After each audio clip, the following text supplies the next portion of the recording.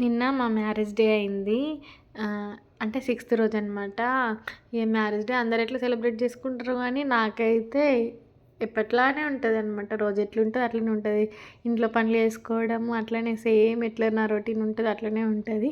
కానీ ఈసారి ఏందంటే కొంచెం కేక్ చేద్దాము అని చెప్పేసి చేస్తున్నాననమాట. అంటే ఇంతకుముందు చాలా సార్లు చేసిన కేక్ కానీ ఇంత పర్ఫెక్ట్‌గా ఎప్పుడు చేయలే. అంటే గోధుమ పిండేసి పిల్లలకు కొంచెం కొంచెం హెల్తీ కానీ బెల్లం వేసి అట్లా చేసిన. కానీ ఈసారి పర్ఫెక్ట్‌గా చేద్దామని కేక్ సామాన్లు కూడా తెప్పించుకున్నా కానీ పెద్ద మిస్టేక్ చేసిన నేనైతే. అవన్నీ తెప్పించుకొని స్పాంజిగా వచ్చింది కేక్ కూడా చాలా బాగా వచ్చింది అసలు చేస్తే. అమ్మో! ఇంత బాగా వచ్చిందేంది ఫస్ట్ టైంకే అని అనుకున్నా.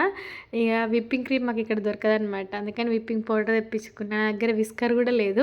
మిక్సీ జార్‌లో విప్పింగ్ పౌడర్ వేసి కొంచెం పాలు పోసి చేస్తే బాగానే వచ్చింది. మళ్ళీ దానిపైన డెకరేషన్ చేద్దాము అని అంటే ఇక రావట్లేదు అసలు ఏమైందో ఏమో! అసలు అర్థం కాలేదనమాట నాకు. అయినా ఒక్కసారి చేస్తే రాకపోతే మనం వదిలిపెడతామా? అది నేర్చుకునేంత వరకు అసలు తగ్గేదే లేదన్నట్టు చేస్తామన్నమాట. ఇట్లా కప్పులది ఇట్లా ఫోటో వేద్దాము అని చెప్పేసి అట్లా చేసిన. లాస్ట్‌కి అయితే టేస్ట్ అయితే అసలు అదిరిపోయింది. చాలా బాగా వచ్చిందండి కేక్ అయితే.